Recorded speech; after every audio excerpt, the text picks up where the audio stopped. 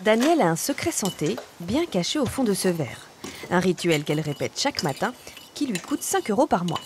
J'ai toujours un verre qui est disponible. Une fois que j'ai bu, je le remplis, je remets un peu d'argile dessus et puis il m'attend pour la prochaine fois. C'est ma pharmacie.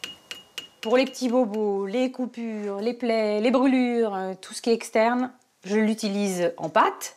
Avec ça, je soigne les maux d'estomac, les toxines. Avec l'argile, je suis autonome dans ma santé. Avant de servir de remède, l'argile est extraite de ses carrières, comme ici en Sardaigne. Transformée en poudre, on la trouve maintenant dans des gammes complètes de produits cosmétiques. Masques, savons, dentifrice, shampoing, crème de massage. De son origine géologique dépend sa couleur. Verte, rouge, blanche, il y en a pour tous les goûts. Des argiles de couleur, c'est d'ailleurs ce qui intéresse ce matin Danielle. Elle va dans ce magasin dévaliser le rayon des argiles. En paquet, en sac, en vrac, elle prend tout. Elle organise un stage pour apprendre à se soigner avec l'argile. Danielle a invité Jade, médecin généraliste. Donc vous voyez, vous allez mettre votre eau. Bon, pas besoin de mettre jusqu'en haut, hein, c'est une dégustation. Hein. Elle travaille depuis 25 ans à faire connaître ce remède universel. Les peuples traditionnels, ils en mangeaient en moyenne, on va dire 60 grammes par jour. Et certains jusqu'à 3 kilos par jour. Donc vous pouvez être tranquille sur les quantités, vous en faites pas, ça reste pas à l'intérieur, ça ressort. Tous sont venus ici se renseigner sur les bienfaits de l'argile sur l'organisme.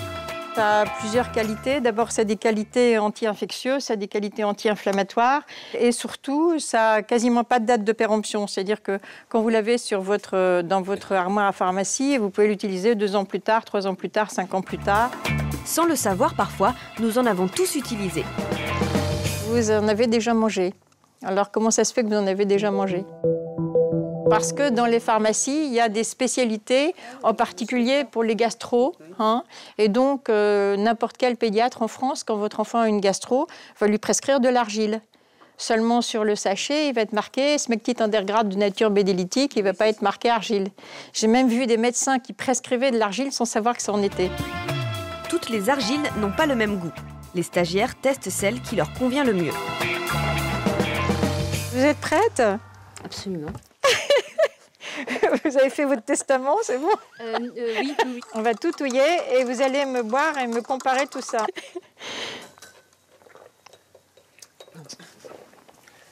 Elle est bonne celle-là. Elle est bonne, hein ? Elle ne résiste pas. Mais non, parce que c'est presque bizarre de trouver ça bon, en fait. On peut aussi utiliser l'argile directement sur la peau pour cicatriser ou soulager des douleurs musculaires. C'est une éponge et un aimant en même temps, quelque part. L'argile, ce qui est hallucinant, c'est qu'elle est tellement puissante qu'elle va faire revenir toute l'infection vers la sortie de la plaie. Donc elle va tirer, elle est capable de tirer très loin. Pour vous dire que si vous appliquez sur un doigt, elle va tirer très facilement l'infection qui est déjà dans le ganglion, qui est sous le bras. Donc elle tire à distance. Démonstration.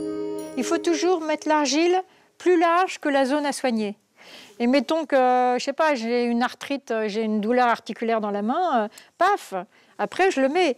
Il faut laisser l'épaisseur de l'argile. Donc il ne va pas falloir écraser votre pâté. Il faut laisser au minimum 2 heures. Et pour beaucoup d'applications, c'est pratique de mettre ça au coucher. Malgré ses nombreuses propriétés, l'argile a tout de même certaines contre-indications dont il faut tenir compte, en particulier quand on la boit. Si on a un problème de constipation récurrent, il vaut mieux faire attention à l'utilisation qu'on en fait, parce qu'il a un petit effet constipant. De même, si on a un traitement médical, il faut éviter de prendre de l'argile, parce que ça pourrait annuler les effets du traitement médical. L'argile agit comme un pansement dans l'estomac et atténue, voire annule l'effet des médicaments. Parée de ses recommandations, Marie, elle, utilise l'argile à toutes les sauces. Un petit peu d'argile dans une coupelle, on met dans le frigo. Et ça permet de se débarrasser des mauvaises odeurs. Je fais beaucoup de recettes avec l'argile, notamment une pierre d'argile par exemple, qui est un nettoyant multi-usage pour toutes les surfaces difficiles à récurer. Pour cette pierre d'argile, mélangez 10 cuillères à café d'argile avec un peu d'eau et de savon liquide. Mieux vaut choisir une argile verte au pouvoir plus absorbant. Bon alors c'est pas très joli d'aspect, mais c'est super pratique une fois que c'est sec. Donc on laisse sécher une petite semaine à température ambiante ou mieux sur un radiateur. Pour l'utiliser, c'est très simple, il suffit d'utiliser une éponge un peu mouillée, de la passer sur la pierre d'argile et de frotter un petit peu. C'est un produit miracle, quasiment. Avec Marie, on n'est pas au bout de nos surprises. En magicienne du tout fait maison, quelques grammes d'argile vont servir maintenant à fabriquer un dentifrice. Pour cette recette de dentifrice, on a besoin de 4 cuillères à café d'argile blanche, 4 cuillères à café de bicarbonate de soude, 3 cuillères à café de glycérine végétale qu'on va trouver en pharmacie. C'est ce qui va donner une consistance assez proche de ce qu'on peut trouver dans les dentifrices du commerce. Et à peu près 5 ou 6 gouttes d'huile essentielle de menthe poivrée.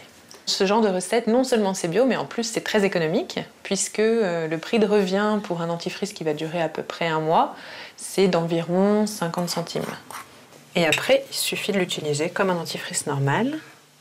Par contre, comme ça peut être un peu abrasif pour l'émail des dents, moi je recommande de l'utiliser peut-être seulement 2, 3, 4 fois par semaine. Une pâte a priori peu engageante, Et voilà. qui nettoie bien les dents.